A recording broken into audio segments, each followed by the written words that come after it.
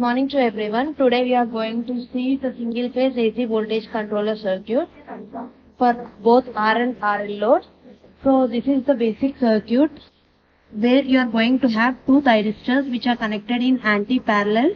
And as we know, for an AC voltage controller, the input voltage will be an AC waveform and which will be converted into a variable AC output voltage. So how it is going to happen, now we are going to see. So when we are giving an input as a sinusoidal AC waveform, you are going to have both positive half cycle as well as the negative half cycle. So during the positive half cycle, the thyristor T1 will be in forward biased condition and thyristor T2 will be in reverse biased condition. And the thyristor T1 is going to be turned on once if the gating pulse is given to the thyristor T1. So assume that I have given the gating pulse for the thyristor T1 at an angle alpha.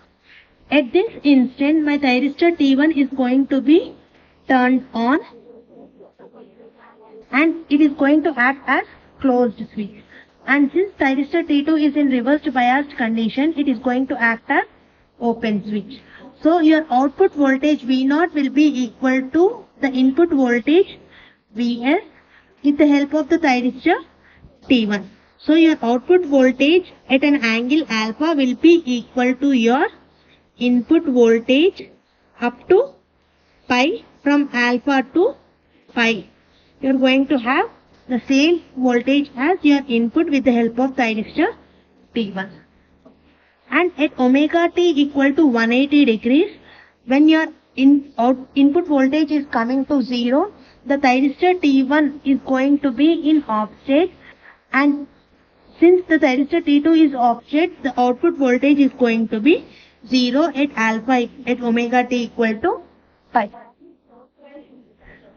And during the negative half cycle, from pi to 2 pi,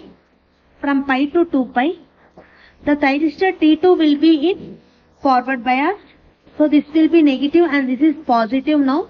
So negative is connected to cathode and positive is connected to anode. So thyristor T2 will be in forward bias and thyristor T1 will be in reverse bias. So the thyristor T1 is going to act as open switch and thyristor T2 will come into conduction mode at pi plus alpha. So the thyristor T2 will come into conduction mode at pi plus alpha. And your output voltage during this instant will be, your V0 will be again same as your input voltage Vs. So from pi plus alpha, again you are going to get the same voltage which is same as your input. This is because of the thyristor T2. This is for one full cycle. So for the next cycle, again the same operation is going to be repeated. This is the same thing now we are going to see through the kit single phase AC voltage controller. So if you observe, this is the firing circuit where we are going to vary the value of alpha from 0 to 180 degrees, and for the power circuit you are having the two thyristors T1 and T2 which will be connected in anti-parallel.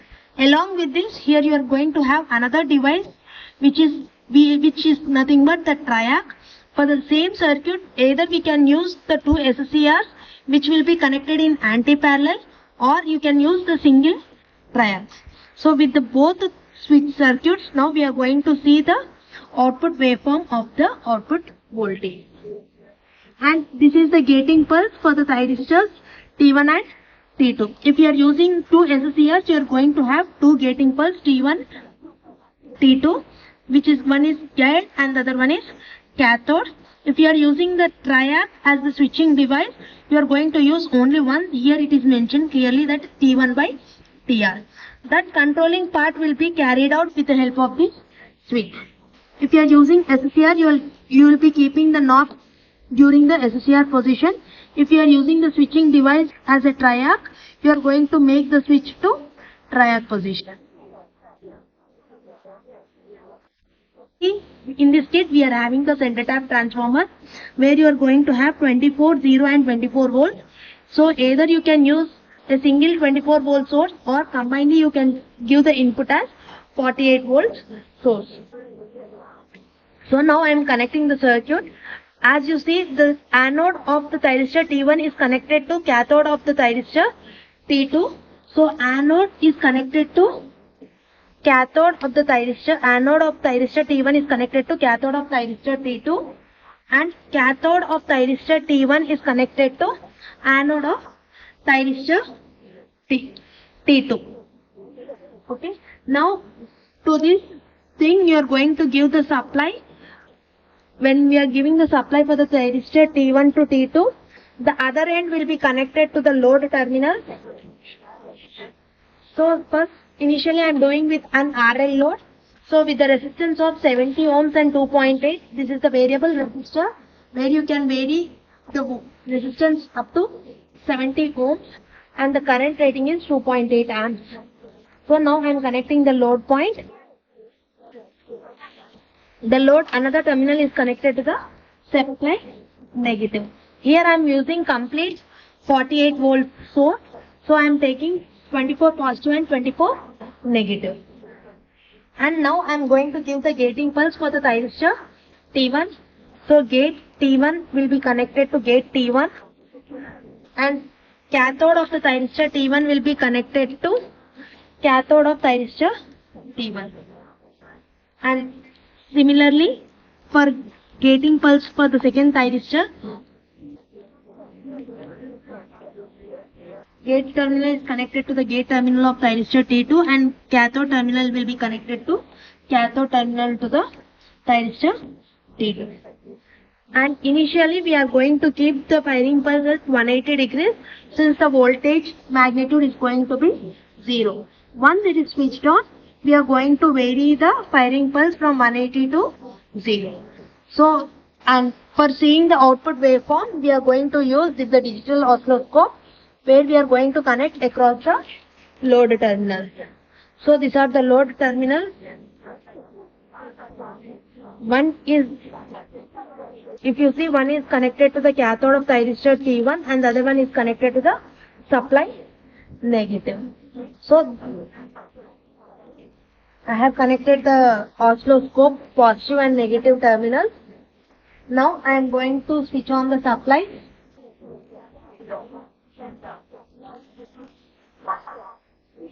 And this is the switch where you are going. So we have seen the connections. Now I am turning on the circuit, and when we are turning on the circuit, make sure that the firing pulse should be at 180 degrees. As I have told you that at 180 you are going to have the 0 to voltage. So your output minimum, you are going to have the minimum voltage. So we are going to start at 180 degrees.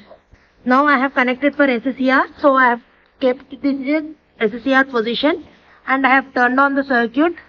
This is the turning on of the internal circuit, and I have given the gating pulse for the thyristors T1 and T2. Now if you observe, since it is at 180, I am making the firing pulse to 0th position. So when the firing pulse is at 0th position, so that indicates that the thyristor, this indicates that thyristor T1 is going to be turned on at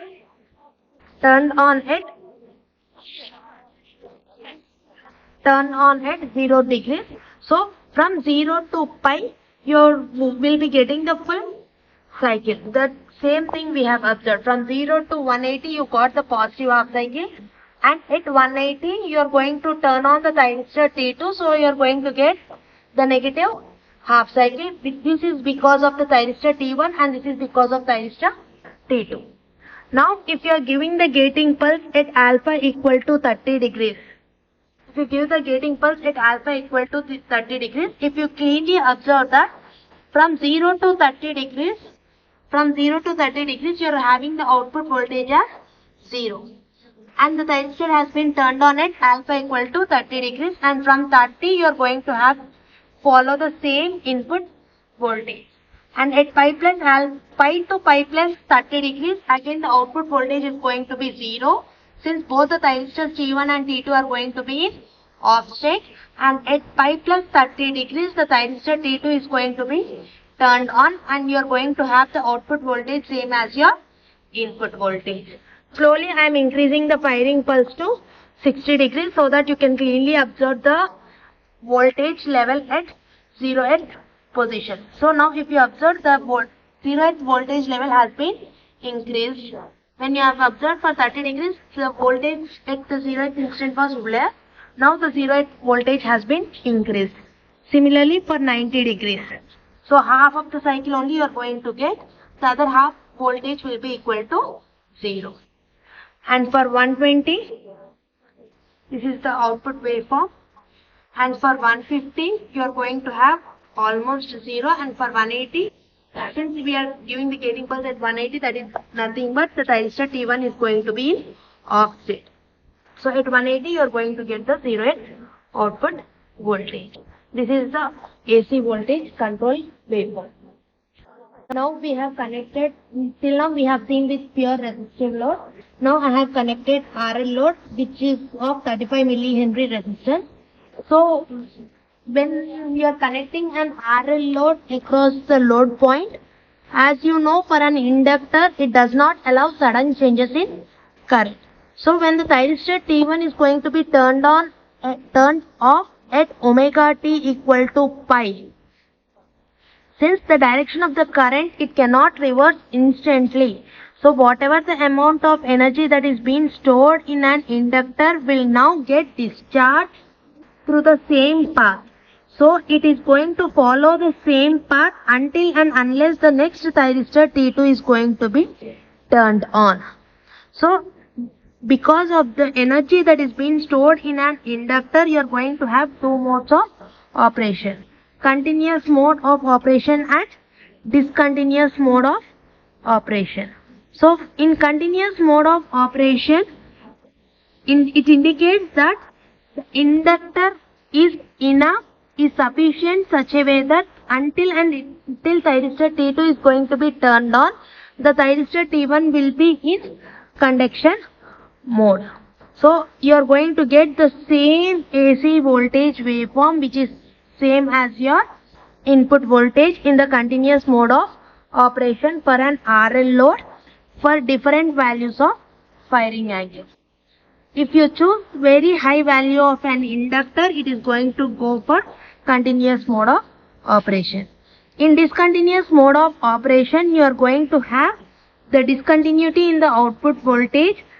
That is nothing but if the inductor value is less, where the current is going to be minimum, and which results the thyristor T1 to be turned off. So you are going to have the discontinuous mode of operation. The same thing now we are going to see. So for omega t equal to 0, you are not going to observe any difference because we are going to turn on the thyristor T1 at 0 and thyristor T2 at pi. So you are going to have the same input voltage. And for omega t equal to 30, this is the waveform. If you have observed for R load, you are going to have the 0th instant. But now you cannot see that 0th instant. When you are increasing the value of alpha, still it is going to be in continuous mode of operation. Now I have kept the omega t alpha value as 90 degrees.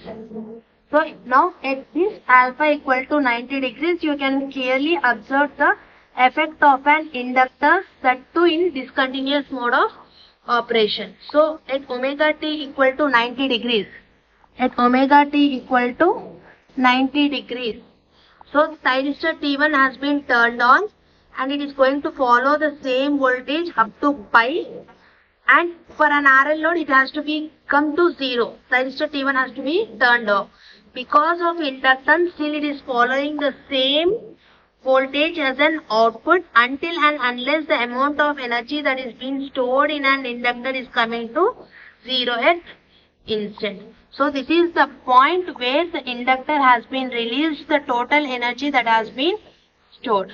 So from this instant to the other instant where the thyristor T2 is going to be turned on, that is at pi plus 90. The thyristor T1 is going to be turned off and T2 is also in turn off condition. So the value of the output voltage is going to be 0. And thyristor T2 has been turned on at pi plus 90 and it is going to follow the same input voltage up to 2 pi. And at 2 pi, as we know that the thyristor T2 has been turned off. Again, since you are connected an inductance, since it is being stored some amount of energy in order to follow the same current direction, the thyristor T2 is going to be in on condition until and unless up to 2 pi plus alpha. So this angle we are going to call it as extinction angle, which we are going to represent it as beta. So this is the effect that is due to a inductance.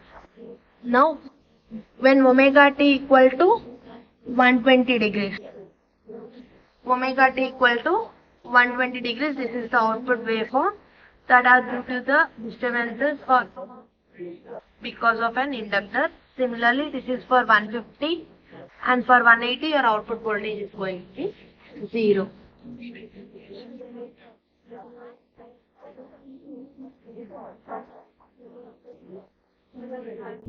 Now we will see how to calculate the beta value practically. So as we have seen, for an angle of 60 degrees, for 90 degrees we can calculate the value of beta. So in order to calculate the value of beta, the beta is nothing but from pi to this value is your beta. So up to this point you know that the angle is 180 degrees. So you need to calculate the angle at this instant. So how to calculate that I am going to see now. So for that I am going to turn on the cursor, and since we need the time, I am keeping it time instant. So cursor 1 I am making it pi.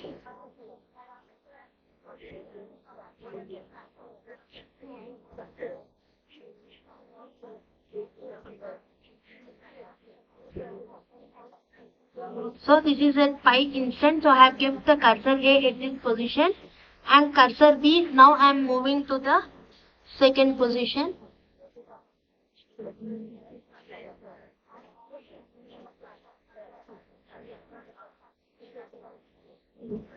So this is your delta t. So this is your beta value. So if you observe here, the delta t is 2.6 milliseconds. So as you know, the frequency is 50 hertz. As you know, the frequency, standard frequency is 50 hertz.